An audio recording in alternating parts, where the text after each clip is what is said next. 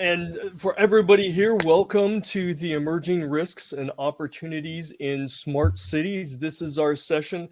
Riaz and myself will be are your co-speakers today. And we wanted to discuss a foundational topic that really must be in the forefront of our minds for every step forward as the world transforms its urban areas into smart cities. And I'm referring to that relationship between opportunities and risks. And we can't have one without the other. No matter how wonderful the innovation, there's always potentially a dark underbelly. And equally, for every risk that we perceive, there are tremendous opportunities to make people's lives significantly better. So today, we're going to be covering that relationship between those opportunities and risks, the role of technology, and how to effectively manage risk while delivering those benefits. And lastly, we're going to discuss some best practices that address the issues of yesterday, the crises we're experiencing today, and the emerging threats of tomorrow, hopefully in a sustainable way. Because as many of the previous speakers we've heard from today, security is not static. It must evolve. And what we can't forget is that the great benefits of smart cities are always, and I mean always, accompanied by equitable risks. But we are empowered to determine how those risks get managed. So I do want to let me share. Hold on here.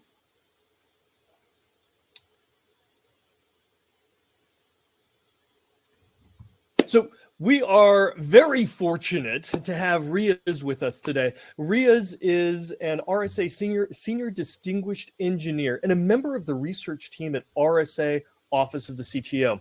He's responsible for security research in emerging technologies such as the Internet of Things, blockchain, and decentralized ID. And he's been involved in security for over 20 years, brings a great depth and breadth of knowledge to the discussion, and has recently authored a white paper detailing the challenges of managing digital risks in digital cities. He is the perfect expert to be part of this discussion. And I'm Matthew. I'm a CISO. I'm a cybersecurity strategist and industry advisor, and I've got over 30 years in security. I spent the majority of those at Intel as the cybersecurity strategist and in various operational roles, such as managing the Security Operations Center and overseeing the crisis response capabilities and securing multi-billion-dollar environments.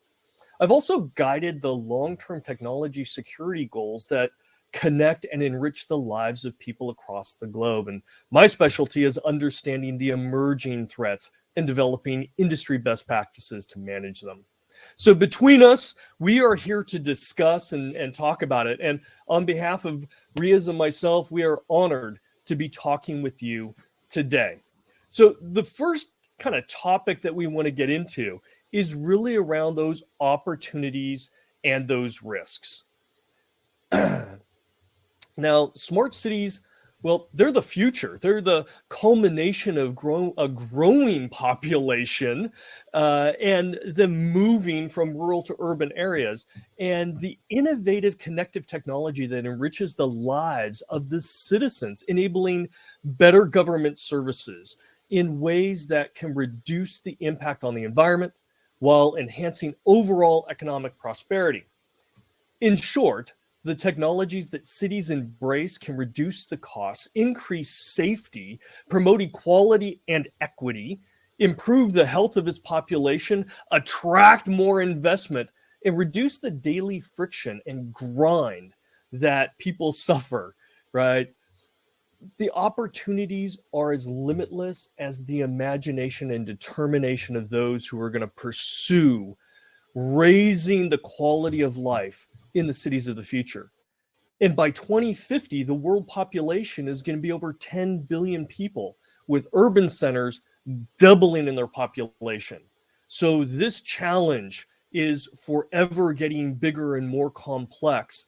The benefits are going up, but so are the potential risks. Because again, for every benefit, there is an equitable risk.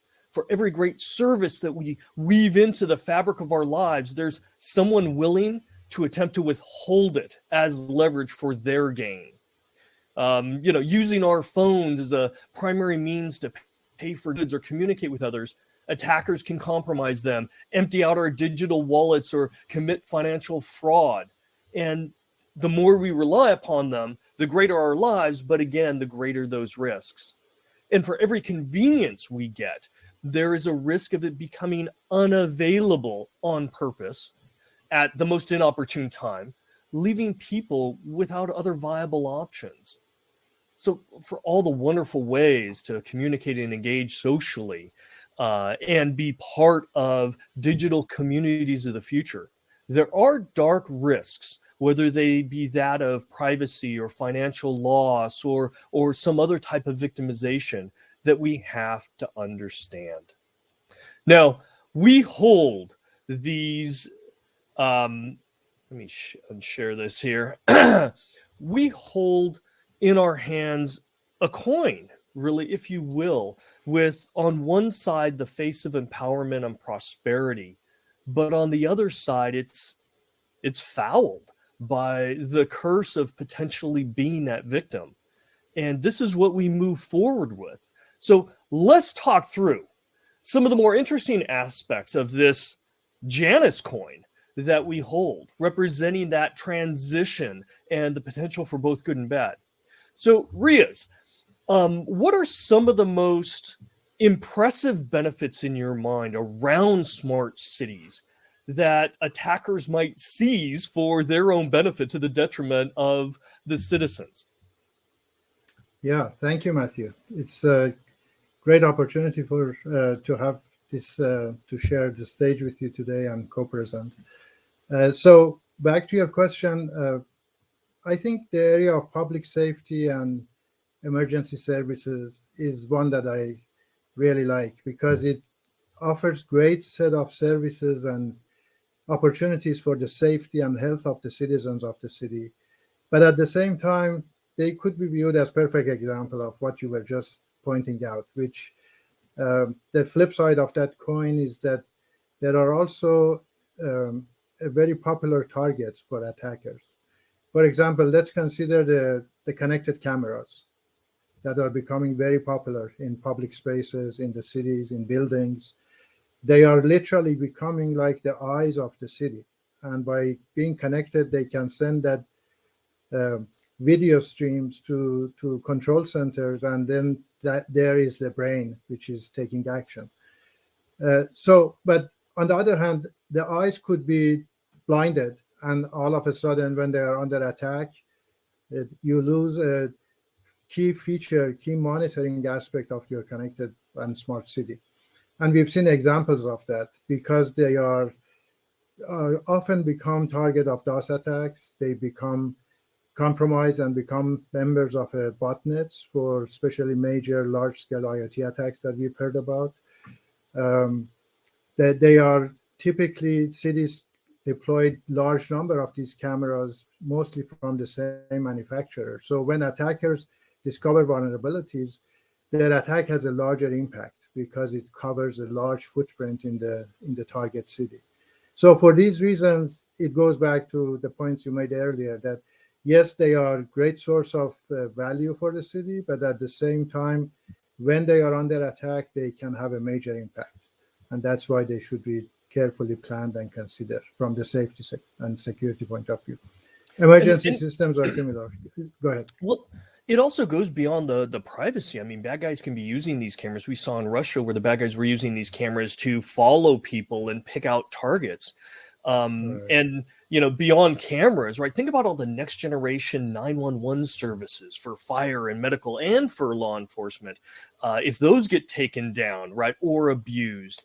And in my mind, kind of, from a safety perspective, one of the best benefits is when you look at traffic sensors or speed sensors or intelligent lighting lights or street traffic lights, right? To be able to reduce the amount of traffic and frustration. I hate being in traffic, and make it safer for pedestrians and cars. That's wonderful if it works, but it could be horrific if a bad actor takes control of that and wants to cause harm. So great benefits. I don't have to suck up smog and destroy the environment and worry about, bad traffic. But on the other hand, does that mean that there's a potential life safety risk down the road if we don't think about it ahead of time?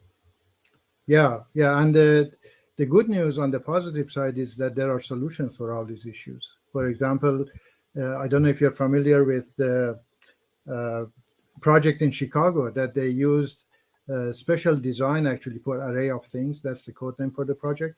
And they very intentionally designed those gadgets that includes the camera and all sorts of other capabilities so that the raw data is immediately deleted after they do the analysis on the node itself, right? So the raw data doesn't go anywhere to get stored and then license plates or individual faces being recognized. They are looking for number of cars passing through intersection. Okay, you get that, you crush, delete the data. You're looking for traffic flow, you capture that, you analyze it, and you basically need to save the insight, not the raw data. So there are always solutions. It's just that we have to be aware of that. That's why it's important for us to discuss these pluses and minuses and be mindful of that. And I love that example, right? Because that was forethought in the design.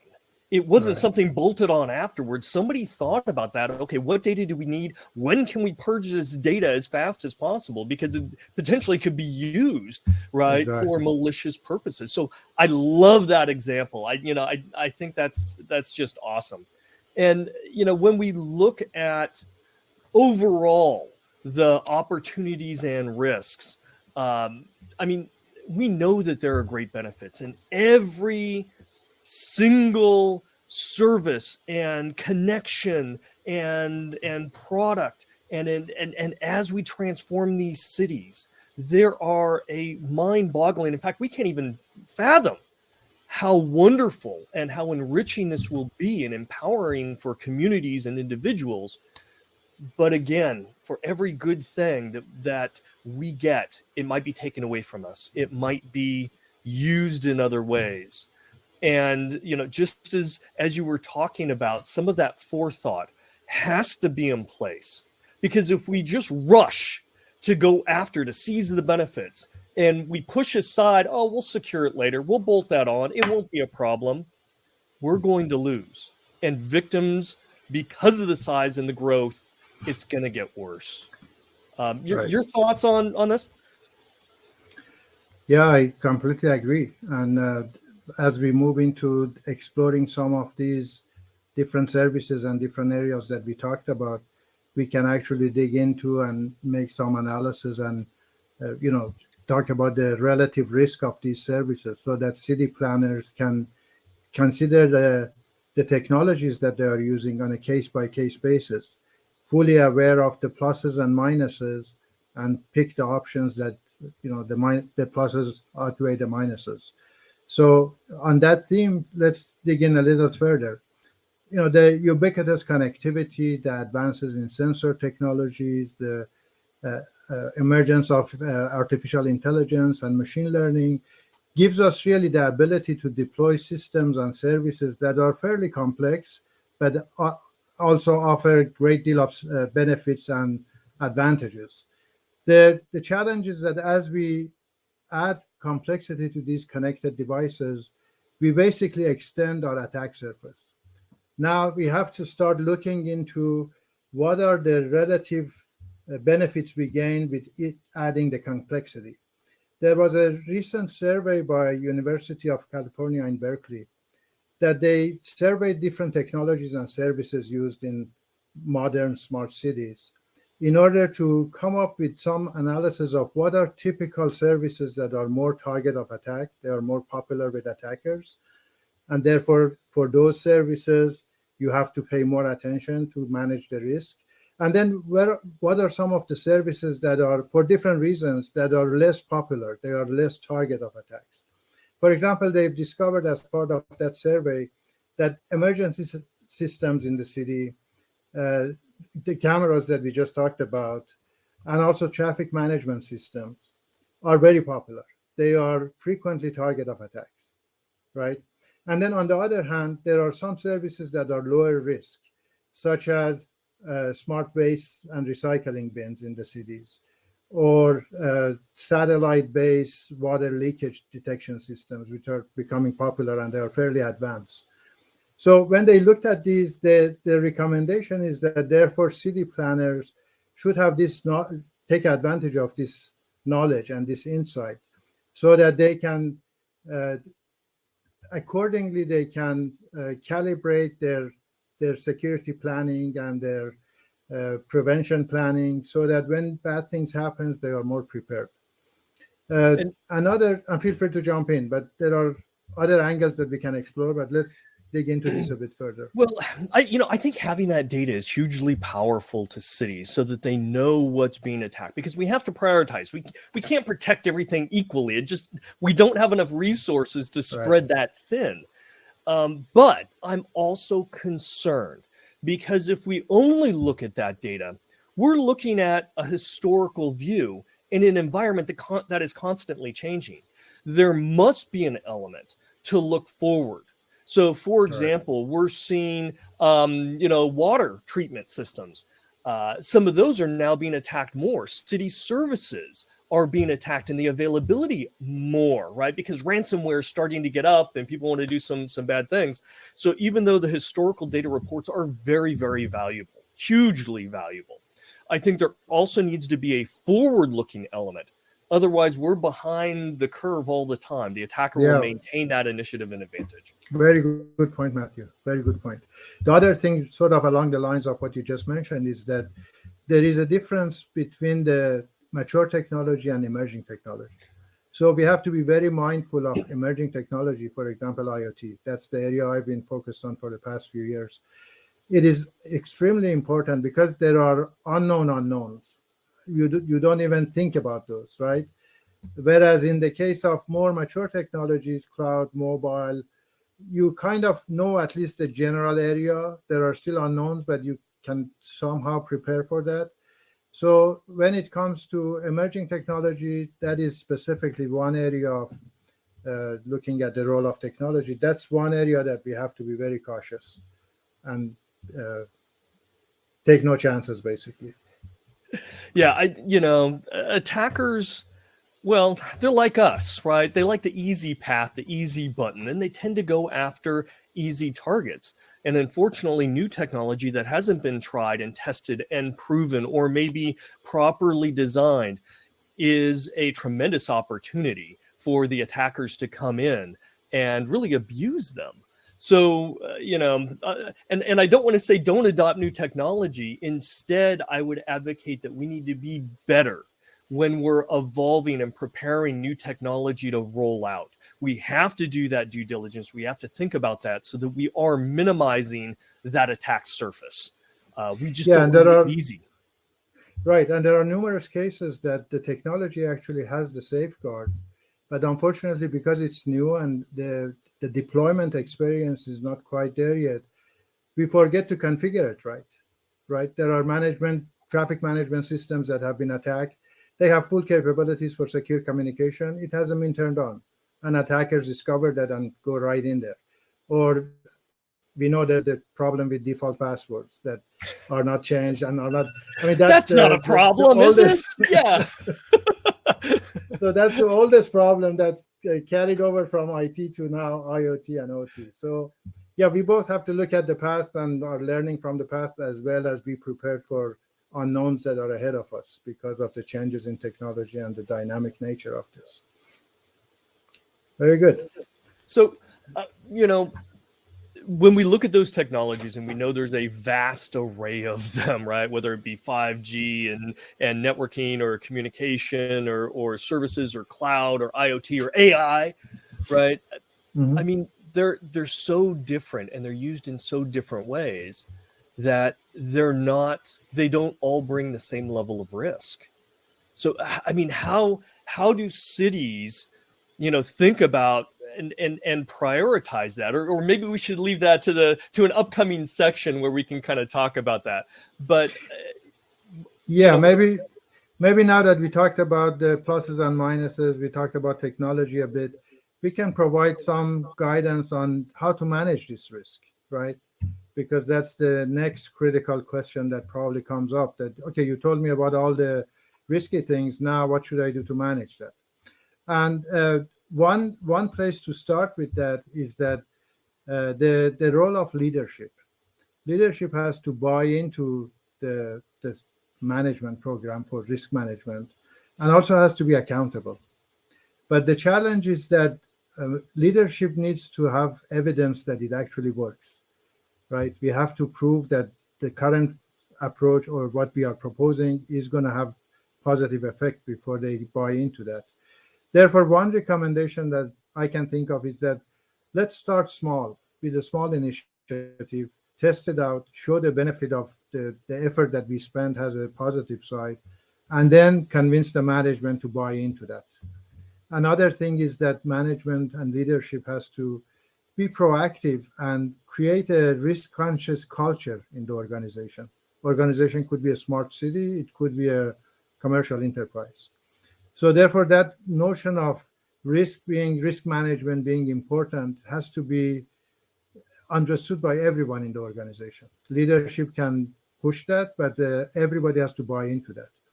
And then finally, the organization has to have the structure that supports that culture so that people feel supported by promoting those principles that the program is promoting. So these are some of the I would call that the first pillar that we have to look into, leadership. I'm sure you have all great ideas for some other pillars of this sort of quote-unquote risk management program. What do you think? What are some of the other pillars?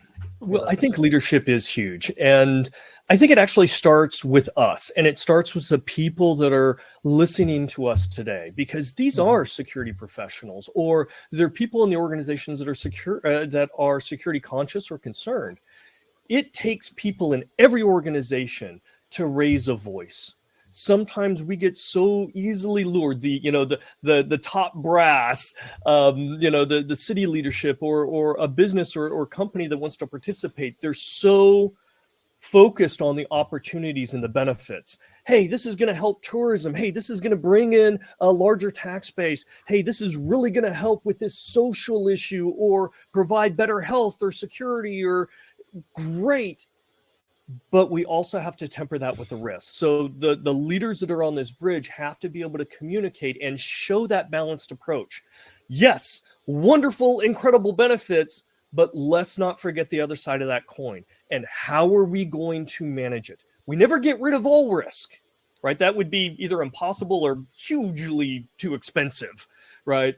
We have to decide what is the right level of risk that we want to accept. And that's what we marry it together. And that's where the design and the architecture should take root, not after it's deployed, right? What do we need to do to secure this? It really needs to take root early on. It has to be a proactive capability. Right. And that circles back with that leadership that you're talking about, I think. Right. And it has, as you pointed out, it has to be a balance between protecting the resources of the city while you try to run the city, right? You can't have it so secure that it's operationally, it's very difficult. So another topic on this category would be understanding the risk, right? We talked about some of the grading of risk based on different factors of different services or technologies. So it's important to do the assessment and see where we stand. It's kind of like that map that every time you go to a mall or to an amusement park, you say, let me see how I can get to wherever I want to go to. But how do I navigate? Where's the good parts and how do I navigate? Right. You find that, but then you say, but where am I now? Because I have to know where I am in order to decide how to get there. Good point. So you look for that marker, you are here. So we need that you are here for our security state, which is basically the security assessment, right? That gives us a starting point to figure out, okay, now that we are here and we want to get there, this is the gap. How do we fill the gap? So therefore, understanding the risk and understanding our level of maturity at this point is the next key question that comes up. And I think finally, it's the managing of the risk itself, the program that you put in place. And I was just going to jump in and say, you know, based on that map, because I love the analogy, the destination, the goal is really a synthesis of what the business objectives are, right? That combination of what we're trying to accomplish from a organization perspective and marrying that with the cyber controls and plans to make it secure at that right level. So the business goals are always kind of where we're going, and that's where you're going to get the leadership support and everything else. But we have to temper and really optimize the security plans to make sure that that journey is safe and we get to that end state that we want to be in. Right. And I think it's also important to keep in mind that we have to really integrate and incorporate the insights from all aspects of the organization. Because one thing to keep in mind is that nowadays we outsource a lot of our services. Therefore, third-party risk is the one that is usually ignored because it's not in my organization. I forget about it. But actually, that is the service provider that, as we've seen in many type of attacks, either the third party or the supply chain has become the key factor because it's an ecosystem. Everybody is a player, and attackers go after the weakest point. So it doesn't matter whether it's within my organization or it's a third party offering me a service. I have to incorporate all that insight into my planning for risk and for security. Yeah, I agree. That's the growing Achilles heel is that third party. Those third-party risks. There's just so much to talk about and consider, especially when people are only focusing internally to their organization. It's a blind spot, and you will get blindsided, and it can be very, very ugly. So overall, right, the message I think, Riaz and I are talking about here is we have to proactively manage the risks. You don't eliminate it. You don't make the claims you're going to eliminate it, but it's really having that intelligent discussion as part of the risk assessment, as part of what are the business goals and so forth, to be able to sit down with the leadership and go, this is both sides of the coin. What do we want to invest? How do we pursue this to get where we want to go in a safe way? So I think that's huge. But let's talk about that long term now. What are your thoughts around making those processes consistent and comprehensive over time? How do cities do this? Well, it goes back to the question of planning, right? You have to plan for next generation of services that you want to enroll, because what you have now, presumably you've done some work on that, some research when you did the deployment. But as we talked about earlier, this space, because it's so much of it, the word smart basically implies technology. It implies the disruptive and emerging tech that constantly is enhanced and is changed. Therefore, as we are thinking about next generation of our deployment, we have to start thinking about planning for this. We have to examine and analyze the new technology that we are putting in our cities, right? It's always good to talk to vendors and hear their comments, but we need to get those documents and review them ourselves. Yeah. Caution on that. They're selling you something. Right. Ultimately, we are responsible for that, right? Therefore, it's very important to pay attention to the technology aspect of it, I think. Of course, that maybe comes because of my focus on that space, but I really think that technology can blind us, and we may end up deploying too much technology, complex technology, too quickly. So it's very important to, keep that in mind. That's at least one aspect of it. Yeah, and I would agree. I mean, we talked about some important things. First, having the right mindset. That although there is that shiny coin on the backside, it may be pretty dingy and caustic. Understanding that and making sure that the businesses and organizations organizations that are rushing towards this understand, right, that there are two sides to that coin, and then making rational decisions. And in order to do that, you have to do the risk assessment you were talking about. Where are you at? Where do you want to go? How does it align with the goals? Right? That should all be a very open and in many cases a very formal discussion, so that the guardrails are established and the necessary support for securities and expectations, right? And if, the city decides, hey, no, we're fine with a huge amount of risks and we're going to be susceptible to ransomware for the next couple of years, we're okay with that because we don't want to spend the money. Okay, document that. And when it comes to fruition, you're going to be pulling out that document going, hey, this is not the recommendation. This is why this is how we minimized it. But you know what? If you want that to change, then there has to be different investments. And the best investment is a proactive one, right? Not bolt-on security at the end, but, as you said, we have to assess the technology. And as part of that, we also, and it's a continual process for every technology, as well as the technology you've already put in, because it might have been secure on day one, but day two, new vulnerabilities, new attacks, new day zeros, right? So it is a continual process to evaluate the technology and understand those risks and make sure that you maintain alignment with that optimal security level that everybody, it should be out and open on the table. It's got to be teamwork. Right. And the flip side of the coin you mentioned earlier, that I say, I understand the risk, I take it, I'm okay with that, is that not only I'm not okay with this risk, but I want to know the extent of it. So pen testing is one approach that actually gives you insight for even what you have deployed today, right? So don't underestimate the potential vulnerability that exists in current systems. So as part of the security plan, a comprehensive program, you should include all these aspects. Assess what you are planning to deploy, pen test what you have already deployed, so that you can gain that overall insight into your current state of security. And even the word risk, we don't have the vernacular. We use that and throw that word around so much. What's really important is for the leadership and even the citizenry to understand what that really means in tangible terms. Does that mean someone's privacy might be violated?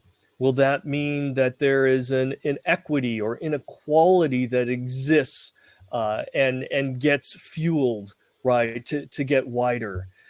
Does that mean that there's a life safety issue?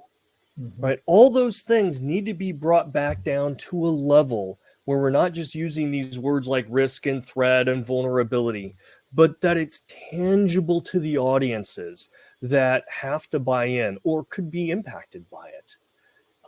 It's easy to say, hey, there could be a hack. It's a little bit more understandable to understand, hey, the 911 service might go down for a few days. So you won't be getting police or an ambulance or a fire engine in the event of an emergency. Okay, that's tangible, right? And that's where I think you have the most productive and informed discussions. But it's got to be done ahead of time. After the fact, it's not a discussion. It's a crisis and a complaint session at that point. It's just anger. Right. And we talked already about the role of leadership. We can never overemphasize that. In order to encourage everyone in the organization, those who are from grassroots, they are sensitive to security. Those are the easy ones. But then there is always the larger community that needs to buy into this program and need the support of the management. Okay, so we've covered a lot of, I think, really important points here. At the high level, we need to, again, recognize that there are opportunities, and yet they're always going to come with risks that we have to manage. This is not only true for smart cities, but it's true for any digital innovation and transformation.